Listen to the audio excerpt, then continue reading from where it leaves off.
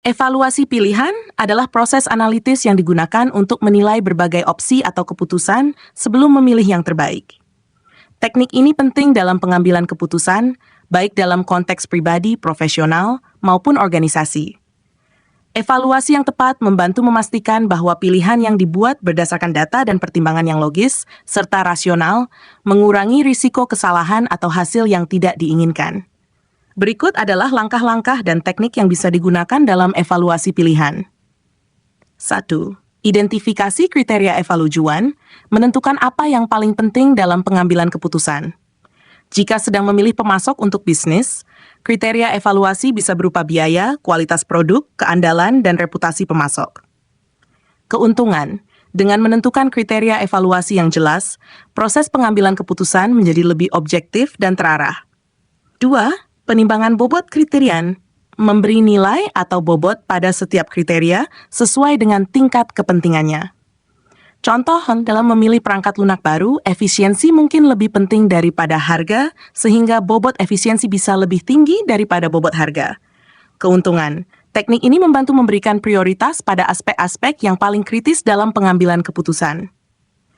Oneta, pengumpulan informasi dan data, tujuan, mengumpulkan data yang relevan mengenai setiap opsi atau alternatif. Contoh, jika sedang mempertimbangkan untuk membeli mobil baru, data seperti efisiensi bahan bakar, fitur keselamatan, harga, dan ulasan pelanggan akan sangat relevan.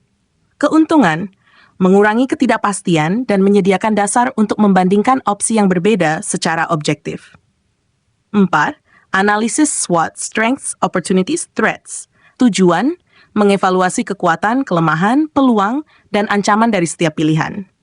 Contoh, dalam memutuskan apakah harus memperluas bisnis ke pasar baru, SWOT bisa mengevaluasi kekuatan perusahaan, risiko dari ekspansi, dan potensi pertumbuhan di pasar baru. Keuntungan, membantu melihat opsi dari berbagai sudut pandang, termasuk peluang jangka panjang dan risiko yang mungkin dihadapi. Cost-benefit analysis, tujuan, menimbang manfaat yang mungkin didapatkan dari setiap pilihan dengan biaya yang harus dikeluarkan. Contoh, dalam keputusan investasi, analisis ini bisa membandingkan potensi keuntungan dengan biaya yang diperlukan, baik dalam bentuk uang maupun waktu. Keuntungan, mengidentifikasi opsi yang memberikan manfaat tertinggi dengan biaya terendah. 6. Matrix Decision Making. Tujuan, menggunakan tabel matriks untuk mengevaluasi dan membandingkan berbagai pilihan terhadap kriteria evaluasi yang telah ditentukan. Jika sedang memilih penyedia layanan IT, Anda bisa membuat matriks yang mencantumkan berbagai penyedia di baris dan kriteria, seperti kecepatan layanan, biaya, dan reputasi, di kolom. Keuntungan, teknik ini memungkinkan penilaian sistematis terhadap semua opsi, sehingga lebih mudah untuk melihat opsi terbaik secara keseluruhan. 7. Scenario planning. Tujuan, membayangkan skenario-skenario yang mungkin terjadi dari setiap opsi yang dipertimbangkan. Contoh, dalam pengambilan keputusan terkait strategi bisnis, skenario perencanaan bisa melibatkan pertimbangan tentang apa yang terjadi jika pasar berubah atau kompetitor mengambil tindakan tertentu. Keuntungan, mengantisipasi berbagai kemungkinan hasil, membantu mempersiapkan diri terhadap risiko yang tidak terduga. Tujuan, mengidentifikasi dan menilai risiko yang terkait dengan setiap opsi. Contoh, dalam keputusan investasi, mungkin ada risiko keuangan, teknis, atau pasar. Menilai seberapa besar kemungkinan dan dampak dari setiap risiko akan membantu dalam mengambil keputusan yang tepat.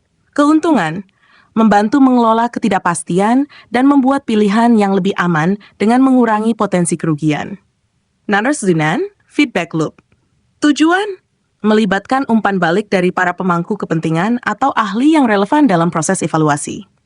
Contoh, saat memutuskan strategi pemasaran baru, umpan balik dari tim pemasaran dan pelanggan dapat memberikan wawasan penting tentang preferensi dan kebutuhan pasar.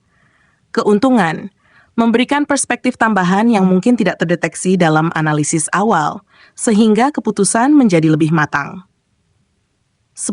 Simulasi dan pemodelan. Tujuan, menggunakan alat simulasi untuk memodelkan dampak dari setiap opsi di masa depan. Contoh, dalam memilih strategi produksi, simulasi dapat digunakan untuk mengantisipasi bagaimana pilihan yang berbeda mempengaruhi biaya produksi dan efisiensi dalam jangka panjang. Keuntungan memberikan gambaran yang lebih konkret tentang bagaimana pilihan tertentu akan mempengaruhi hasil. Manfaat evaluasi pilihan yang tepat, pengambilan keputusan yang lebih rasional. Proses evaluasi memungkinkan keputusan dibuat berdasarkan logika dan fakta, bukan perasaan atau intuisi semata. Pengurangan risiko. Dengan mempertimbangkan semua opsi secara menyeluruh, risiko kesalahan atau hasil yang tidak diinginkan dapat diminimalkan. Optimalisasi hasil. Dengan memilih opsi terbaik yang telah dievaluasi secara matang, peluang mencapai hasil yang diinginkan meningkat. Efisiensi. Proses ini membantu mempercepat pengambilan keputusan yang lebih tepat guna, menghindari penundaan karena ketidakpastian. Kesimpulan, evaluasi pilihan adalah langkah penting dalam proses pengambilan keputusan yang membantu individu dan organisasi membuat keputusan yang lebih bijaksana dengan mempertimbangkan berbagai faktor yang relevan. Dengan menggunakan teknik evaluasi yang sistematis, hasil yang diharapkan lebih cenderung positif dalam pengambilan keputusan. Demikian, Demikian, semoga bermanfaat.